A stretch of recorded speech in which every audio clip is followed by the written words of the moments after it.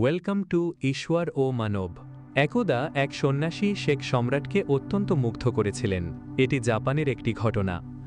সম্রাট যখনই তার রাজার সঙ্গে রাজ্য সফরে বেরোতেন, তিনি প্রতিদিন সেই সন্ন্যাসীকে দেখতেন। সেই সন্ন্যাসী একটি গাছের নিচে বসে নিজের খেলায় মগ্ন থাকতেন।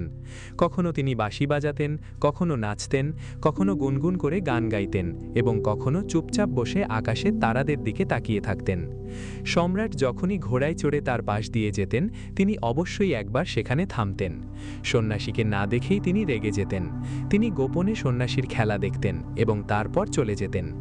ধীরে ধীরে তিনি সন্ন্যাসীর প্রতি এতটাই অনুরক্ত হয়ে পড়লেন যে কখন তার মেজাজ বিগড়ে গেল তা তিনি নিজেও বুঝতে পারতেন না। সম্রাট চুপচাপ একটি ঝোপের আড়ালে বসে সন্ন্যাসীর খেলা দেখতেন।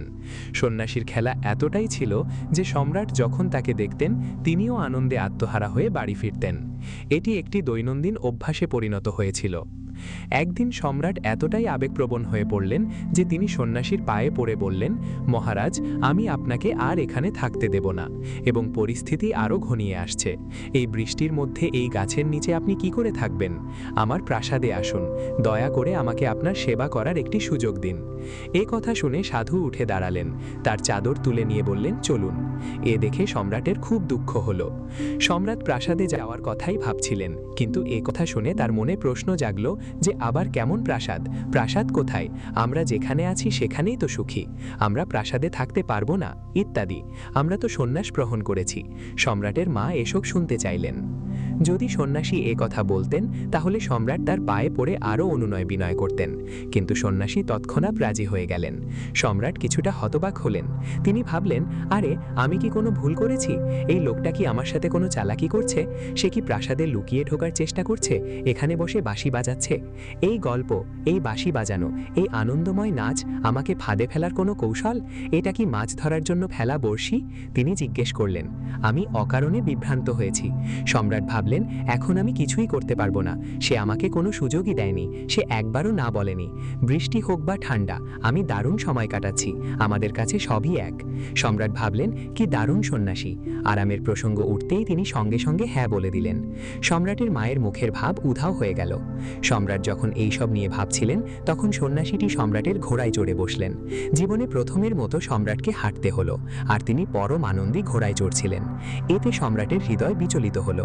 তিনি গভীরভাবে ব্যথিত হলেন যে তিনি তাড়াহুড়ো করে কাজ করেছেন এবং একটি বিরাট ভুল করেছেন। কিন্তু সম্রাট তার কথা থেকে সরে আসতে পারলেন না, কারণ তিনি তার কথায় অটল ছিলেন। সম্রাট ভাবলেন যে তিনিও প্রাসাদে থাকবেন, সেখানে তো অনেক লোক আছে। তিনি যদি পড়াশোনাও চালিয়ে যান, তাতে আর কী বা এসে যাবে? কিন্তু সম্রাটের মা সেই সাধুর প্রতি সমস্ত শ্রদ্ধা হারিয়ে ফেলেছিলেন। সাধুটি গিয়ে রাজপ্রাসাদে থাকতে লাগলেন, কিন্তু সম্রাটের দুশ্চিন্তা দিন দিন বাড়তে লাগলো, কারণ সাধুটি এমন পরম সুখে ছিলেন।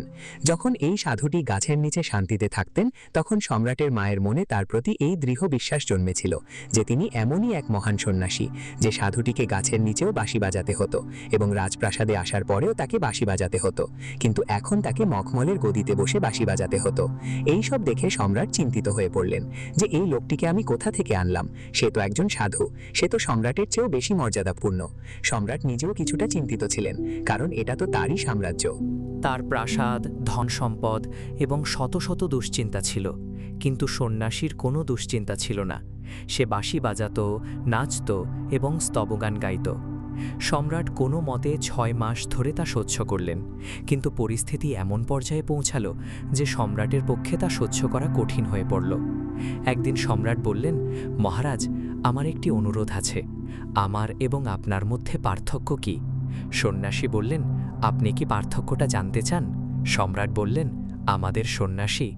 ভিক্ষু বললেন, 6 মাস ধরে তুমি কেন অকারণে চিন্তিত ছিলে? আমার ঘোড়ায় বসে থাকার সময়ই তোমার এটা জিজ্ঞাসা করা উচিত ছিল, কারণ আমি তখনই দেখেছিলাম যে এই জিনিসটা তোমার মায়ের মধ্যে ভেঙে পড়েছে।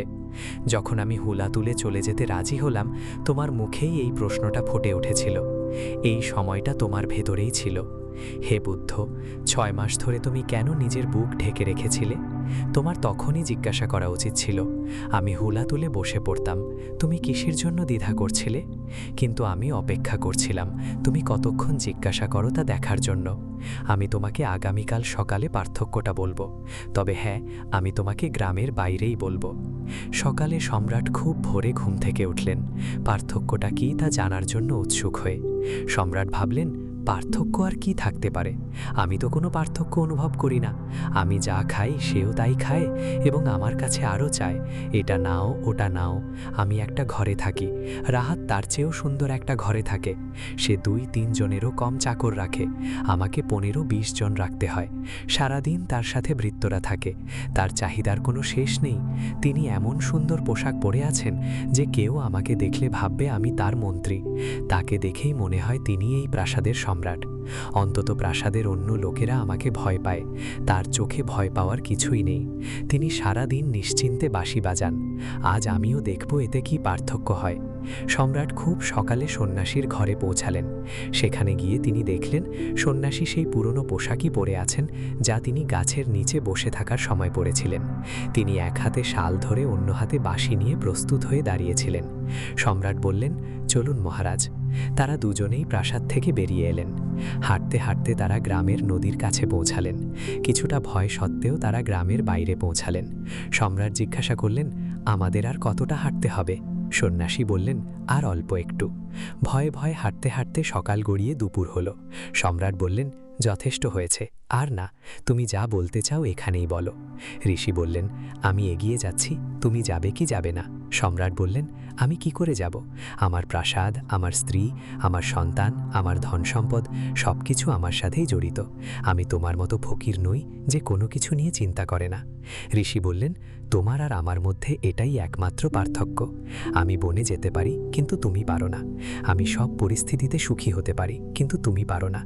যখন আমি ওই গাছের নিচে বিশ্রাম নিচ্ছিলাম, আমি আনন্দে পরিপূর্ণ ছিলাম এবং আমার জীবনের প্রতিটি মুহূর্ত যাপন করছিলাম।